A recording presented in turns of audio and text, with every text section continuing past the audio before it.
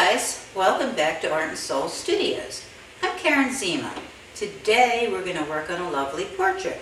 I've been doing a lot of animals lately, so now it's time to get back and do a portrait. And after that I'll probably do a landscape.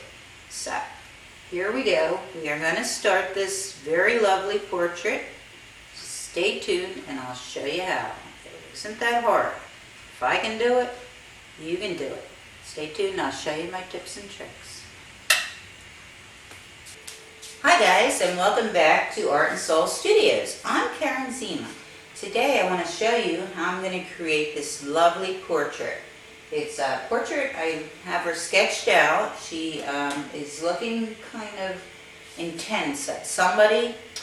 And what I intend to do with this painting is in the eyes and maybe the body pose, add as much mystery as I can.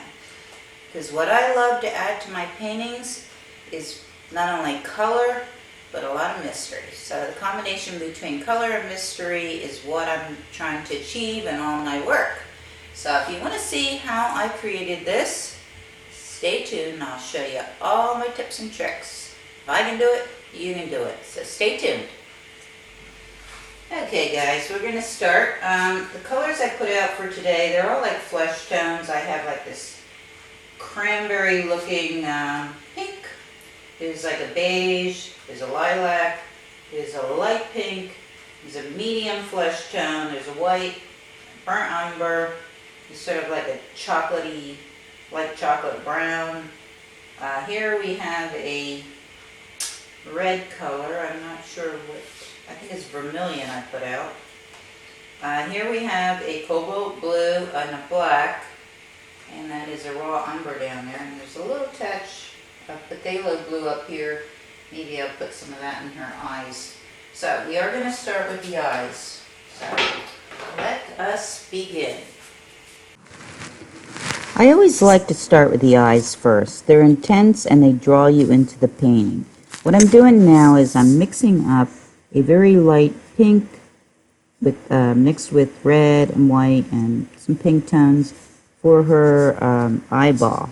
Now the eyeball's not white, it's usually like a gray or pink tones because there's a lot of blood vessels in the eye. So at first it might look like it's kind of intense, but I'll tone it down, and then when you start putting in her flesh tones all around her, it starts to all fall into place. Now, I like to always add a tad of mystery to my paintings and portraits. It can be in the eyes, the smile, or the pose.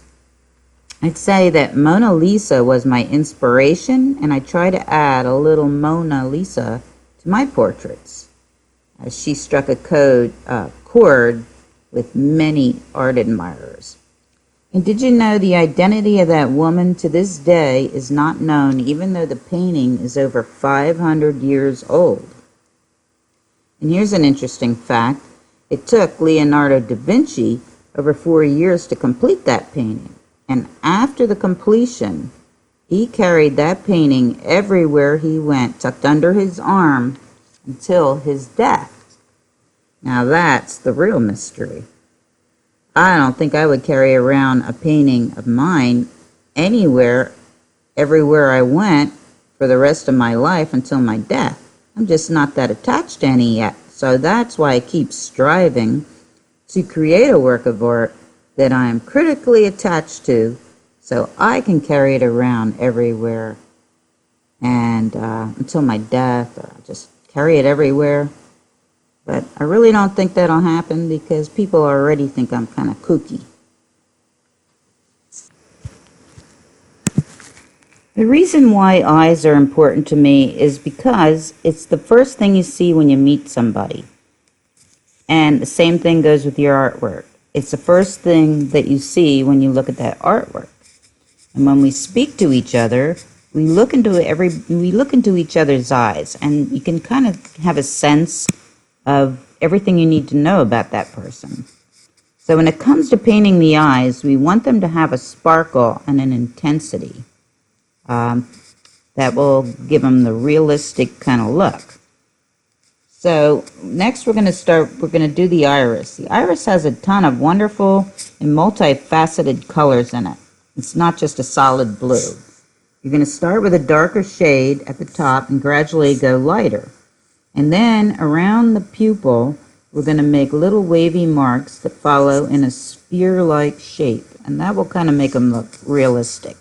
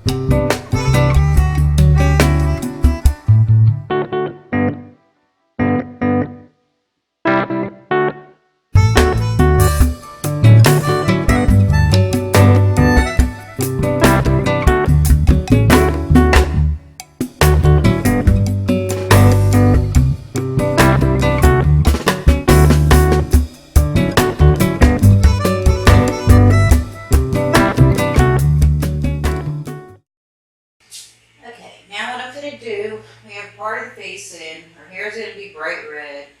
Skin tones are pinks, purples, lilacs.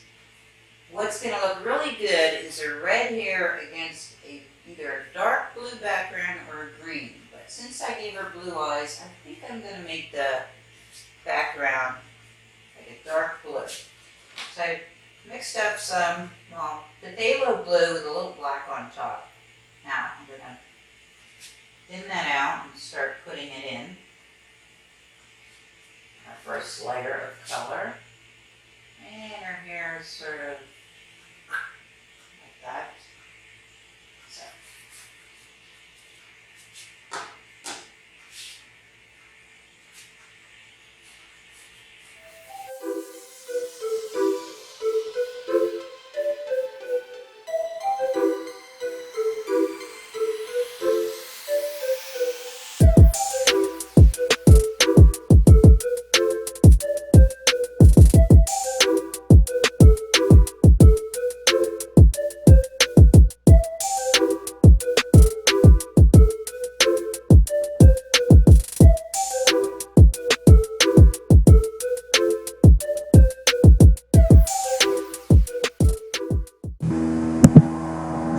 Because human skin and flesh runs the gamut of colors, it can be one of the most challenging things to paint.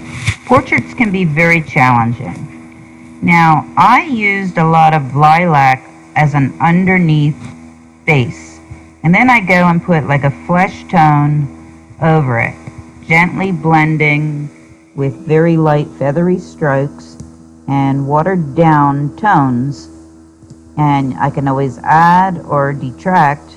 If it's too orange, I can tone it down with a little cerulean blue, because blue is a great color to add, in any portrait to flesh tones.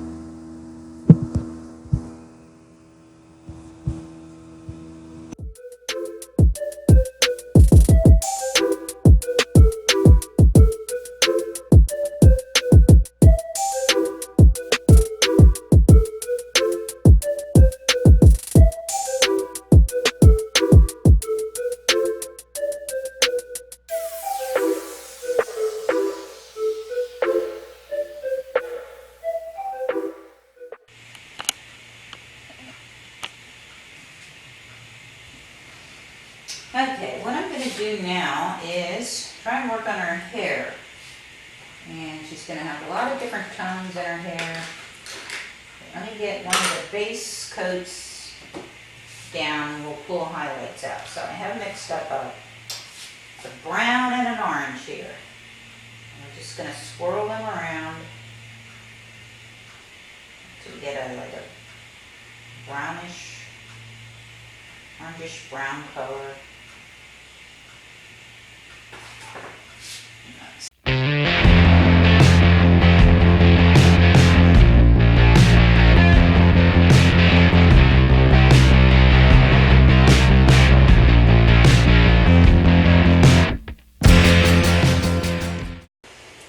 Okay, step back and take a look. I'm happy with it. I made the background very kind of grungy, and it goes good with her red hair. We're just really pleased with the way it came out. I hope you guys had fun watching this. It was fun creating it.